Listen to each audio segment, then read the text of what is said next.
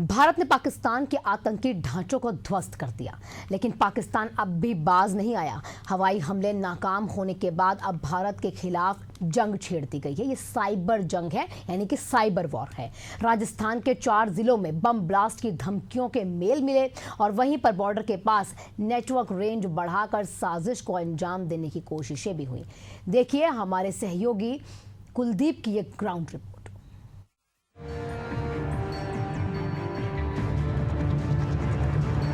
Operation सिंदूर के बाद पाकिस्तान पूरी तरह बौखलाया हुआ है। राजस्थान के सीमावर्ती जिलों में हाई अलर्ट है। पाकिस्तान ने बॉर्डर के नजदीक लगे मोबाइल टावरों की नेटवर्क रेंज बढ़ा दी है। सरकार ने सुरक्षा के मद्देनजर जैसलमेर, बाड़मेर, बीकानेर, श्रीगंगानगर और फलौदी में पाकिस्तान सिम कार्ड्स पर पूरी तरह से प्रतिबंध लगा दिया है। इधर जयपुर के सवाई मानसिंह स्टेडियम को उड़ाने की धमकी एक नहीं बल्कि 7 दिन में 5 बार दी गई।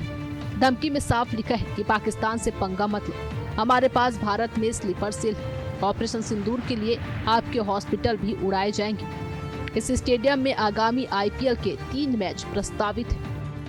वरिष्ठ अधिकारी भी यहाँ पर आए, उन्होंने पूरे स्टेडियम को खाली करा के ढंग से इसकी जांच कर रहे हैं, क्योंकि सिचुएशन अभी ऐसी थी कि किसी भी सूचना को लाइटली नहीं लिया जा सकता। इसलिए bomb disposal squad, dog squad, commissionerate police की टीम, सब लोगों ने आकर के पूरे स्टेडियम की अच्छे से जांच की है। जैसा कि आपको पता है कि सीज फायर होने के बाद स्थितियां नॉर्मलाइज होने जा रही हैं। हो सकता है कि 16 तारीख वाला जो हमारा IPL का मैच था वो भी शायद वापस से रिज्यूम हो या अन्य किसी तिथि पर रिज्यूम हो।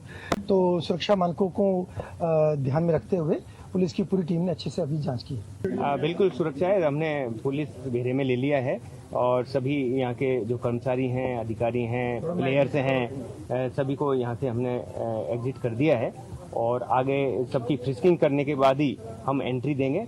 और डॉग स्क्वाड और बम डिस्पोजल सभी एजेंसीज हमारी यहाँ हैं और जांच कर रही है।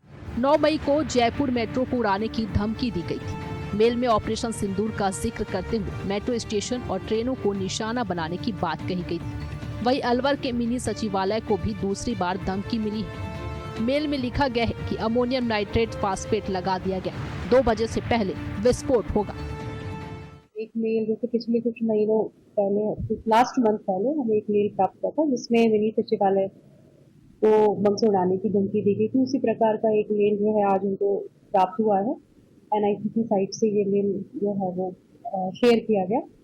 इसमें भी लास्ट मेल की तरह ही है ना, चेन्नई कोयम्बटूर के कुछ कंटेंट इसके अंतर्गत लिखे गए हैं और उसमें ये सिफारिश के रूप में लिखा हुआ है कि कलेक्ट्रेट कैंपस को परिसर को 2 बजे से पहले उसको वैकेट करा दें। प्रतापगढ़ में DM की अधिकारी की ईमेल ID पर धमकी भरा मेल मिला, जिसके बाद जिला परिषद, अदालत और अन्य सरकारी परिसरों को खाली करवाया गया। तो वहीं 12 में भी DM की ईमेल पर धमकी मिली, जिसके बाद बम और डॉग स्क्वाड को बुलाया गया और कलेक्ट्रेट परिसर खाली कराया गया।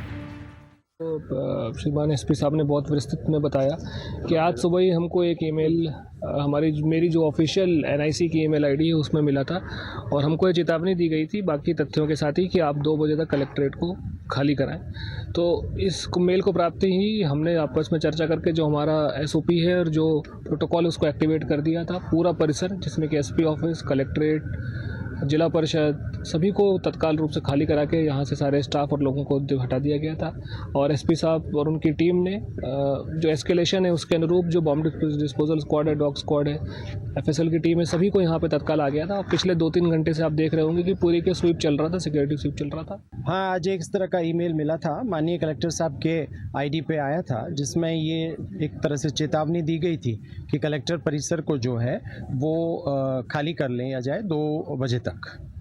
इस तरह की एक चेतावनी थी। सब किस तरह की मेल ID से वो आया हुआ है, क्या IP? नहीं, ये सब तो जांच अभी होगी, उसका अभी पता नहीं है, वो तो एक विधिवत प्रक्रिया है, उसमें जांच की जा रही है। राजस्थान में पाकिस्तान समर्थित साइबर आतंकवाद की कोशिशों से निपटने के लिए केंद्र सरकार अलर्ट मोड पर है। केंद्रीय गृह मंत्रालय ने निर्देश जारी कर दिए हैं कि सीमावर्ती इलाकों और प्रमुख शहरों में इलेक्ट्रिक सायरन लगाए जाए, जो हमले की स्थिति में केंद्रीकृत नियंत्रण कक्ष से संचालित होंगे।